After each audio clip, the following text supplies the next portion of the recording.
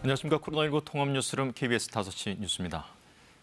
청해부대원 300여 명이 탑승한 군 수송기가 1시간여 뒤에 도착합니다. 문재인 대통령은 군이 안이하게 대처했다는 비판을 피하기 어렵다며 장병들의 조속한 회복을 위해서 최선을 다해달라고 당부를 했고, 국무총리와 국방장관은 대국민 사과를 했습니다. 홍진아 기자가 보도합니다. 아프리카 해역에 파병됐다가 잇따라 코로나19에 감염된 청해 부대원들이 오늘 저녁 성남 서울공항에 도착합니다. 청해 부대원 전원이 탑승한 공군의 공중급유 수송기 2대는 어제 저녁 현지에서 출발했습니다. 장병들은 공항에 도착한 뒤 병원과 생활치료센터 등에 입소할 예정입니다. 폐렴 등의 증세로 치료가 필요한 1명을 포함해 10여 명은 국군 수도병원과 국군 대전병원에 입원하고 나머지 280여 명은 생활치료센터에 입소합니다. 장병 전원은 유전자 증폭 검사를 다시 받고 결과에 따라 치료 등의 조치가 이뤄질 예정입니다. 현지에서 이뤄진 전수검사에서 장병 301명 가운데 82%인 247명이 확진됐고 50명은 음성, 4명은 판정 불가 통보를 받았습니다. 문재인 대통령은 군이 나름대로 대응했지만 국민의 눈에는 부족하고 안이하게 대처했다는 지적을 면하기 어렵다며 비판을 겸허하게 받아들이겠다고 말했습니다. 이어 부대원들이 충실한 치료를 받고 조속히 회복할 수 있도록 최선을 다해달라고 당부했습니다. 김부겸 총리도 국가를 위해 헌신하는 장병들의 건강을 세심히 챙기지 못해 대단히 송구하다고 밝혔습니다. 서 국방부 장관은 무거운 책임을 통감한다며 청해 부대원 장병과 가족, 국민들께 깊은 사과를 드린다고 말했습니다. KBS 뉴스 홍진아입니다. 코로나19 신규 확진자는 오늘 1,200명대로 집계돼 2주째 1,000명 이상의 확진자가 나오고 있습니다. 현재 50대 백신 접종 사전 예약이 진행되고 있는 가운데 예약 사이트 접속이 또다시 차질을 빚었는데요. 오늘 저녁 8시부터는 50살에서 52살에 예약이 진행됩니다. 이정은 기자가 보도합니다. 오늘 저녁 8시부터 접종 예약이 가능한 사람은 1969년부터 1971년 출생자입니다. 내일 저녁 6시까지 신청 가능합니다. 내일 저녁 8시부터 토요일 저녁 6시까지는 50대 연령층 전체가 접종 예약을 할 수 있습니다. 어제부터 시작된 53살, 54살의 사전 예약은 또 차질이 빚었습니다. 사이트가 연결이 안 되거나 일부에서는 신청 연령대가 맞는데도 대상자가 아니라는 메시지가 뜨는 등 혼선이 있었습니다. 다음 주부터는 50대 후반에 대한 백신 접종이 시작됩니다. 수도권 신청자의 경우 화이자 백신을, 나머지 지역 신청자의 경우엔 모더나 백신을 맞게 됩니다. 다만 모더나 백신만 접종하는 251개소의 위탁 의료기관의 경우에는 수도권 지역이라 하더라도 모더나 백신으로 접종하게 됩니다. 오늘 0시 기준 백신 1차 접종자는 전체 인구의 31.7%, 접종 완료자는 전체의 12.9%로 집계됐습니다. 신규 확진자는 0시 기준 1,278명으로 파악됐습니다.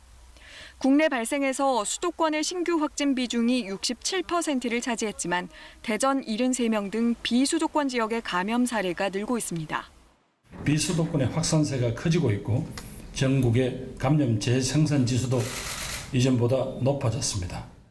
거리두기 4단계가 적용 중인 수도권에서는 종교시설 방역 수칙을 일부 조정했습니다. 행정법원 판결 취지를 고려해 19명 이하 범위 내에서 전체 수용 인원의 10%만 참석할 때 대면 종교 집회를 허용한 겁니다. 또 최근 잇따른 방송계 감염과 관련해선 다수가 출연하는 프로그램의 출연자는 주기적으로 PCR 검사 등을 받도록 권고했습니다.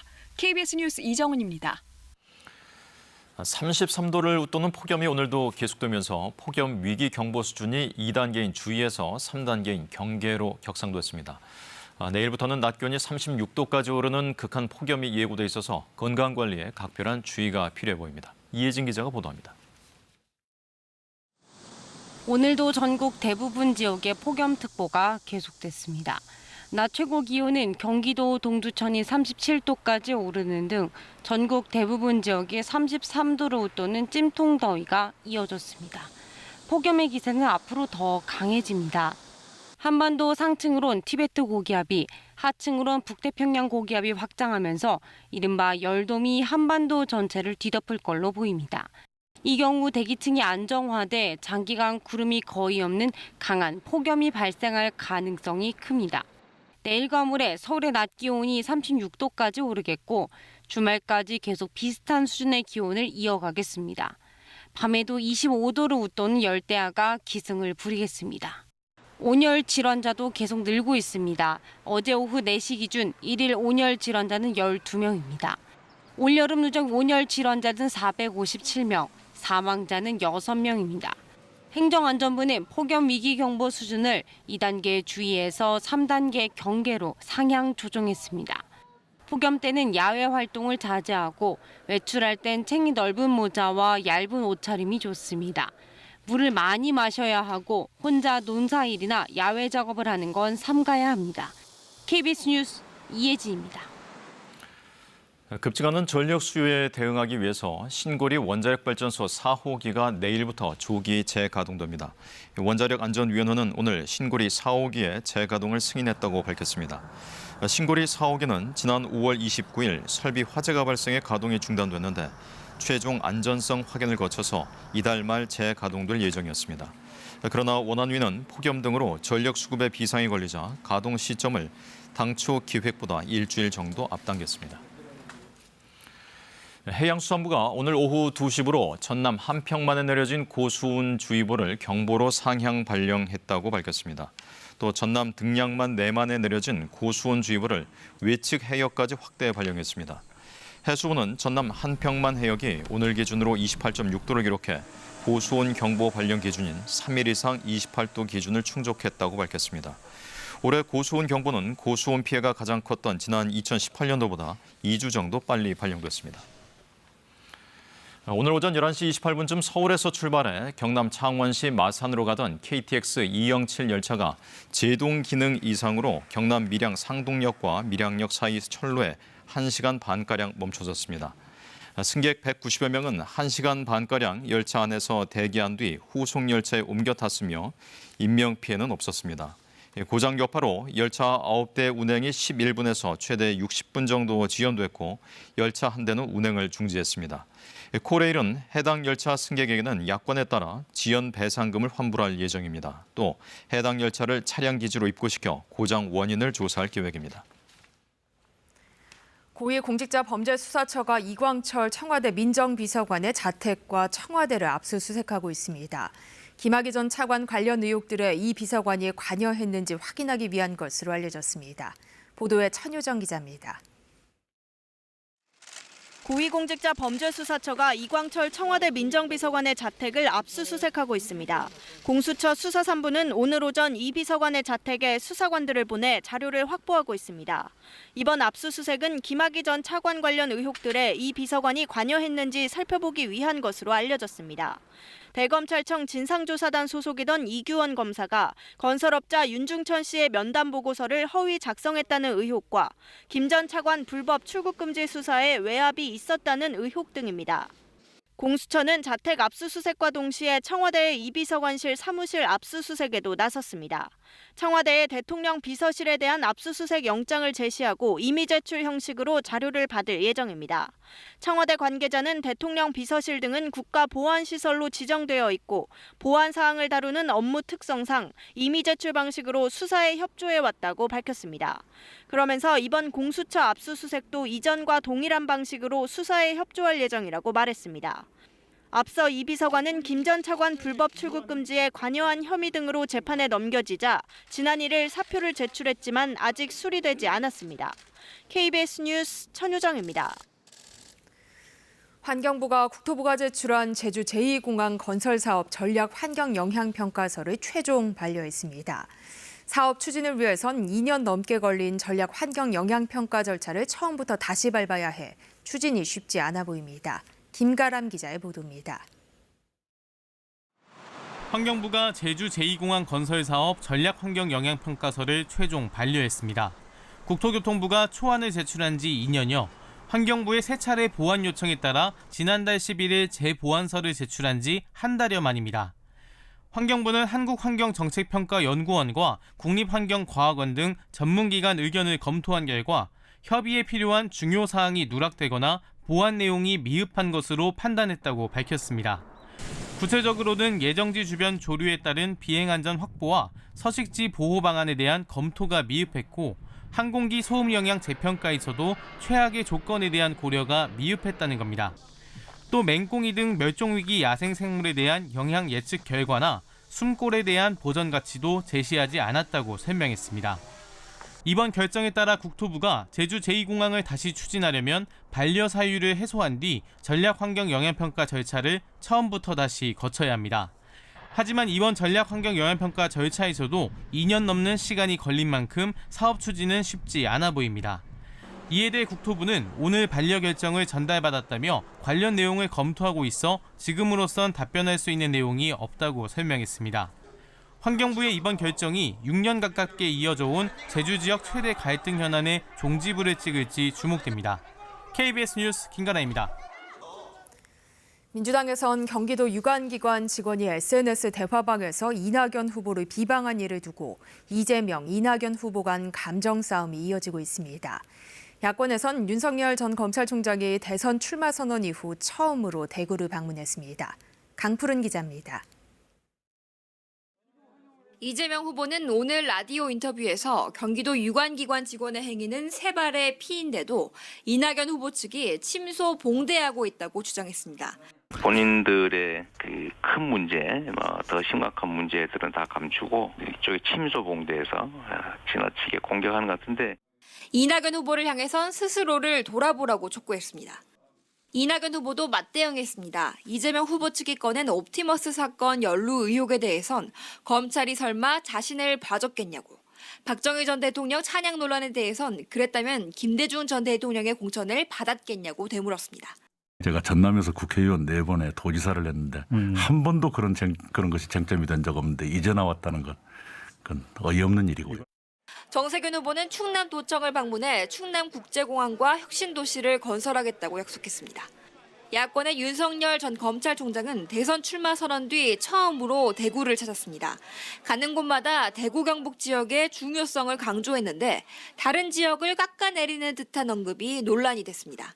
대구가 아닌 다른 지역이었더라면 정말 이 질서 있는 그 처치나 이런 진료가 안 되고 아마 밀란부터 일어났을 거다 하는 얘기를 할 정도로 주 120시간이라도 바짝 일하고 마음껏 쉴 수 있어야 한다고 한 경제신문 인터뷰는 시대착오적 인식이라는 여권의 비판을 받았습니다. 윤 전 총장은 발언 맥락을 무시한 말꼬리 잡기라고 반박했습니다. KBS 뉴스 강푸른입니다. 1조 원대 펀드 사기 혐의로 기소된 김재현 옵티머스 자산운용 대표가 1심에서 징역 25년형을 선고받았습니다.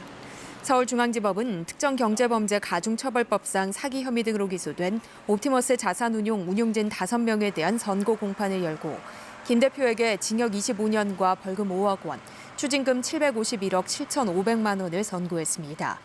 재판부는 옵티머스 자산운용 2대 주주 이모 씨에 대해서는 징역 8년과 벌금 3억 원, 51억 7,500만 원의 추징금을, 이사 윤모 변호사에 대해서는 징역 8년과 벌금 2억 원을 각각 선고했습니다.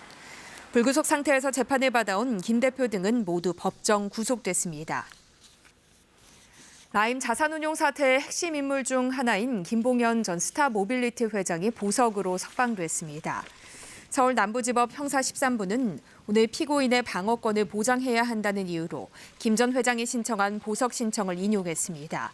법원은 대신 김 전 회장에게 전자장치 부착과 보증금 3억 원 납부, 참고인이나 증인과의 접촉 금지 등을 조건으로 걸었습니다. 미국의 확진자가 3만 명을 넘어서는 등 델타 변이 바이러스의 확산으로 또다시 세계적인 대유행 우려가 제기되면서 세계 금융시장이 출렁거렸습니다. 회복되던 세계 경제가 2분기에 정점을 찍고 둔화될 수 있다는 불안감이 커지고 있습니다. 이중근 기자가 보도합니다. 코로나19 확산세가 잦아들었던 미국에서 하루 신규 확진자 수가 다시 늘고 있습니다. 지난달 하루 평균 10,000명대를 유지했지만 최근 7일 동안은 미국의 신규 확진자 수가 하루 평균 3만 명대로 증가했습니다.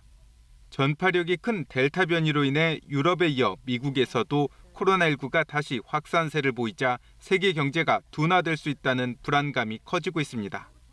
세계 경제 회복세를 주도하고 있는 미국 경제가 2분기에 9.1% 성장률로 정점을 찍고 3분기 이후엔 성장세가 점차 둔화될 거란 보도도 나왔습니다. 금융시장은 출렁였습니다.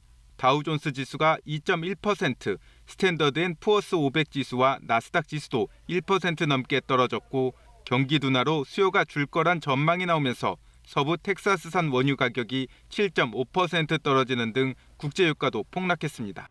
I think the Delta variant really is the primary driver here. Once it's become clear that the Delta variant new cases in the U.S. are up from 10,000 to 30,000 a day, we know how detrimental the spread can be. 이와 관련해 조 바이든 미국 대통령은 미국 경제는 강력한 성장세를 보이고 있다며 일시적 인플레이션에 대한 우려는 있지만 주식시장은 크게 중요하지 않다고 선을 그었습니다. Stock market is higher than it has been in all of history, even when it's down this month. Even down this month. Now, I don't look at the stock market as a means by which to judge the economy like my predecessor did. 높은 백신 접종률에 대한 자신감으로 실내 마스크 착용 의무 등 방역 규제를 푼 영국을 비롯해 프랑스와 독일 등 유럽 주요국의 금융시장도 경기 둔화 우려로 출렁였습니다. KBS 뉴스 이중근입니다. 유흥주점발 확산세가 이어지고 있는 경남은 6개 시군에서 거리 두기 3단계를 적용하고 있습니다. 이 유흥주점 확진자 가운데 델타 변이 바이러스 감염도 확인이 됐습니다. 경남도청에 나가 있는 취재기자 연결해 자세한 소식 들어보겠습니다. 최진석 기자, 오늘 경남 상황 어떻습니까? 네, 경남에서는 창원시와 진주시, 통영시가 추가로 오늘부터 거리 두기를 3단계로 높이는 등 18개 시군 가운데 6개 시군의 거리 두기가 현재 3단계입니다. 오늘 경남의 신규 확진자는 86명입니다. 최근 일주일 동안 하루 평균 80명에 가까운 확진자가 나왔는데 어제 확진자 수는 50명대로 다소 주춤했는데요. 하지만 감소 추세에 접어들었다고 보기에는 이릅니다. 많은 수가 추가된 건 아니지만 유흥주점 확진자는 오늘도 이어졌습니다. 김해 유흥주점 관련 확진자가 3명 추가돼 누적 182명이 됐습니다. 확진자 가운데 3명을 검사한 결과 모두 델타 변이 바이러스로 확인됐는데요. 창원시 마산 유흥주점 관련해서는 2명이 늘어 59명이 됐고 창원시 진해구 술집 관련 확진자도 8명 추가돼 57명으로 늘었습니다. 진주 유흥주점 확진자도 계속 늘면서 누적 28명이 됐습니다. 방역당국은 델타 변이 바이러스가 지역사회에 퍼지고 있는 것으로 판단하고 있는데요. 최근 창원에서는 한 고등학교에서 10여 명의 학생 감염자가 잇따랐고 김해에서는 유치원생 감염자가 이어지기도 했습니다. 지난 한 주 동안 확진자 한 사람이 주위 사람 몇 명을 감염시키는지 보여주는 감염 재생산 지수는 0.88 급증해 2.1을 기록했습니다. 한 주 동안 조기 발견된 무증상 감염자도 150여 명에 이릅니다. 방역당국은 이번 주를 고비로 보고 있는데요. 이동 선별 진료소를 추가로 설치하고 20, 30대와 외국인을 대상으로 한 선제적 진단검사도 강화하고 있습니다. 지금까지 경남도청에서 KBS 뉴스 최진석입니다. 부산에서는 확진자 상당수의 감염 경로 파악이 되지 않고 있는 가운데 오늘 코로나19 발생 이후 가장 많은 하루 확진자 수를 기록했습니다. 부산시는 오늘 자정부터 거리 두기를 2단계에서 3단계로 강화합니다. 취재기자 연결합니다. 네, 김계혜 기자, 부산 지역 상황 자세히 전해주시죠. 네, 오늘 부산의 신규 확진자 수는 97명입니다. 지난해 12월 요양병원 등에서 집단 감염이 발생해 82명이 확진된 이후 하루 발생 인원으로는 최다 규모입니다. 주요 감염 사례별로 보면 어제 처음 학생 11명이 집단 감염된 부산 사하구의 한 고등학교와 관련해 가족과 지인 등 10명이 양성 판정을 받았습니다. 유흥주점 관련해 방문자 3명과 접촉자 2명 등 5명이 더 확진됐습니다. 오늘 확진자 가운데 3분의 1가량이 32명이 감염 경로가 불분명한 것으로 집계됐습니다. 부산 지역 4차 대유행이 당초 감성주점이나 노래방 등을 중심으로 한 집단 감염에서 출발했는데요. 이제는 학원이나 학교, 목욕탕과 미용실 등 일상에서 작은 집단별로 번지는 모양새입니다. 빠른 확산세에 부산시가 거리 두기 강화를 결정했습니다. 부산시는 거리 두기를 오늘 밤 자정부터 현재 2단계에서 3단계로 높이기로 했습니다. 유흥시설의 영업을 24시간 제한한 지 하루 만에 내린 조치입니다. 거리두기 3단계로 부산에서는 기존 100명 미만까지 허용되던 행사나 집회가 50명 미만으로 제한됩니다. 결혼식, 장례식도 50명 미만으로 가능하고 종교시설은 수용인원의 20%만 허용됩니다. 부산시는 3단계 강화로 주말까지 지켜보고 상황이 개선되지 않을 경우 최고 수준인 거리두기 4단계로 선제적으로 격상하는 방안도 검토하고 있다고 밝혔습니다. 지금까지 부산시청 등대광장 임시선별검사 검사소에서 KBS 뉴스 김계입니다.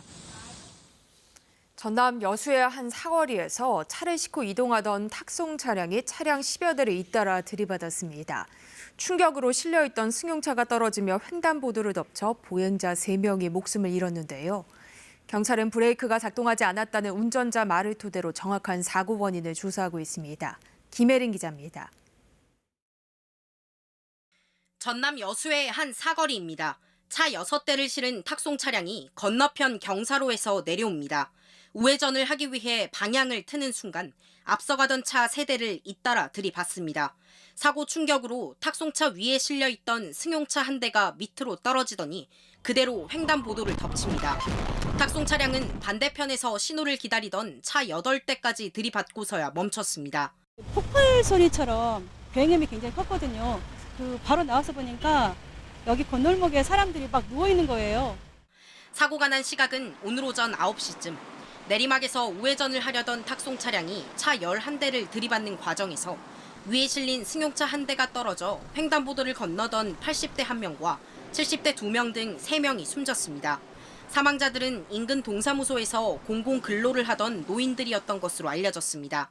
다른 보행자 3명과 운전자 6명 등 9명은 크고 작은 부상을 입고 병원으로 옮겨졌습니다. 사고를 낸 탁송차 운전자는 경찰에 브레이크가 작동하지 않았다고 진술한 것으로 전해졌습니다. 약간의 경사진 곳이 있단 말이에요. 그래서 약간 우회전을 해야 되는데 브레이크가 안 먹었다는 이제까지 기사 말은 그렇습니다. 이것은 더 정밀하게 조사를 해봐야 되겠습니다. 경찰은 사고 현장 주변 CCTV와 차량 블랙박스 등을 확보해 정확한 사고 경위를 조사하고 있습니다. KBS 뉴스 김혜린입니다. 전북 전주의 한 도로에서는 직진하던 승용차가 불법 좌회전을 하던 화물차를 미처 발견하지 못해 들이받는 사고가 발생했습니다. 이 사고로 승용차에 타고 있던 10대 4명이 숨지고 1명이 크게 다쳤습니다. 서윤덕 기자입니다. 14톤 화물차가 좌회전하는 순간 직진하던 승용차가 화물차 뒤를 들이받습니다. 충격으로 화물차가 앞으로 밀리고 승용차는 크게 부서졌습니다. 사고는 오늘 새벽 4시쯤 전북 전주시의 한 지하차도 인근 도로에서 일어났습니다. 승용차엔 10대 남성 4명과 여성 1명, 모두 5명이 타고 있었습니다. 이 가운데 19살 운전자 등 4명이 숨지고 조수석에 탄 18살 남성 1명이 크게 다쳤습니다. 숨진 승용차 운전자는 운전면허가 있었고 차량은 숨진 운전자의 가족 명의로 확인됐습니다. 경찰은 화물차가 좌회전 금지 구역에서 좌회전하다가 사고가 난 것으로 보고 있습니다. 화물 차량이 좌회전 금지 구역에서 좌회전을 하여 정상적으로 지나가던 승용 차량이 이를 미처 발견치 못하고 경찰은 60대 화물차 운전사를 중앙선 침범 등의 혐의로 현장에서 긴급 체포하고 구속영장을 신청할 예정입니다. 또 승용 차량의 과속 여부 등도 조사할 예정입니다. KBS 뉴스 서윤덕입니다. 서울구치소에 수감됐던 박근혜 전 대통령이 지병 치료를 위해 병원에 입원했습니다. 법무부는 오늘 박 전 대통령이 왼쪽 어깨 수술 부위의 통증 등 지병 치료를 위해 서울 성모병원에 입원했다고 밝혔습니다. 법무부는 박 전 대통령이 병원 측 의료인의 소견에 따라 치료에 집중할 예정이며 퇴원 일정은 아직 정해지지 않았다고 전했습니다. 히말라야 브로드피크봉에서 하산하다 실종된 김홍빈 대장을 구조하기 위해 현장에 투입될 예정이었던 파키스탄 군 헬기가 악천후로 뜨지 못하고 있는 것으로 확인됐습니다. 외교부 당국자는 악천후로 수색 작업이 물리적으로 어려운 상황이며 육상으로도 쉽지가 않다고 말했습니다. 김 대장은 브로드피크봉 정상 등정 이후 하산하는 과정에서 어제 조난됐습니다.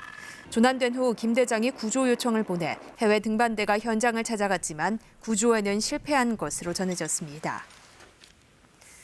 그룹 방탄소년단의 세 번째 영어 신곡인 퍼미션 투 댄스가 미국 빌보드 메인 싱글 차트 정상에 올랐습니다. 빌보드는 현지 시각 19일 퍼미션 투 댄스가 7주 연속 1위를 차지한 버터에 이어 빌보드 싱글 차트 핫백에 1위로 처음 진입했다고 밝혔습니다. 지난 9일 발매된 퍼미션 투 댄스는 코로나19 극복에 희망을 표현한 뮤직비디오 등 BTS 특유의 긍정적인 메시지가 잘 녹아든 곳으로 평가받고 있습니다. 이로써 BTS는 지난해 8월 다이너마이트 이후 모두 5곡이 빌보드 정상을 차지했습니다. 이어서 오늘의 주식 시황을 KB증권에서 전해드립니다. KB증권입니다. 전일 미국과 유럽 증시가 급락한 영향을 받으면서 코스피가 저조한 흐름을 보인 하루였습니다. 코스닥 역시 기간의 팔자에 3거래일 연속 하락하며 1040선의 거래를 마쳤습니다. 오늘 코스피는 11.34포인트 하락한 3232.7에 코스닥은 6.19포인트 내린 1043.64에 마감됐습니다. 전일 미국 증시는 코로나 델타 변이 확산으로 투자 심리가 위축되면서 주요 지수가 큰 폭으로 하락했습니다. 이에 코스피도 그 영향을 받으면서 기관과 개인의 동반 매수세에도 외국인이 물량을 내던지며 약세로 마감했습니다. 국제 유가가 급락하면서 S-오일이 6거래일 연속 하락했고 네이버가 차익 실현 매물이 쏟아지며 사흘 연속 내림세를 나타냈습니다. 또 HMM이 컨테이너선 운임 강세에도 불구하고 주가는 이틀 연속 약세를 이어갔습니다. 한편 셀트리온이 코로나 치료제가 인도네시아 정부의 긴급 사용 승인을 획득했다는 소식에 3%대 강세로 마감했습니다. 오늘 원달러 환율은 2원 60전 오른 1,150원 40전의 거래를 마쳤습니다. 지금까지 KB증권이었습니다. 오늘도 전국적으로 찜통더위가 이어졌습니다. 폭염특보가 발효 중인 가운데 서산의 낮 기온이 34.1도, 서울도 31.8도까지 올랐는데요. 내일은 이 더위의 기세가 더욱 심해지겠습니다. 특히 서울의 경우 36도까지 치솟으면서 올해 들어 가장 뜨거운 날씨를 보일 것으로 예상됩니다. 폭염에 지치지 않도록 물을 자주 마시는 등 건강관리에 특별히 신경을 쓰셔야겠습니다. 기온이 높게 오르면서 대기가 불안정해 서울을 비롯한 수도권과 강원 일부 지역에서는 갑작스런 소나기가 내렸습니다. 벼락까지 동반되면서 요란한 날씨가 이어졌는데요. 지금도 강원도 홍천에는 호우주의보가 발효 중인 가운데 수도권과 강원 영서, 충청 일부 지역에서는 밤까지 국지적으로 세찬 소나기가 쏟아지겠습니다. 내일 새벽부터 오전 사이 안개가 끼는 곳이 있겠습니다. 이후에는 전국이 대체로 맑겠고 자외선 지수도 매우 높게 오르겠습니다. 내일 아침 기온은 서울이 26도 등으로 수도권 일부 지역에서는 밤사이 열대야 현상이 나타나겠습니다. 낮 최고 기온 서울이 36도, 청주와 광주 35도, 대구 33도로 오늘보다 2도에서 5도가량 높겠습니다. 바다의 물결 서해와 남해상에서 높게 일겠습니다. 당분간 폭염이 계속되겠고 특히 서쪽 일부 지역에서는 낮 기온이 38도 이상 오르는 곳도 있겠습니다. 날씨였습니다. 코로나19 통합뉴스룸은 7시 뉴스에서 이어집니다. 시청해주신 여러분 고맙습니다.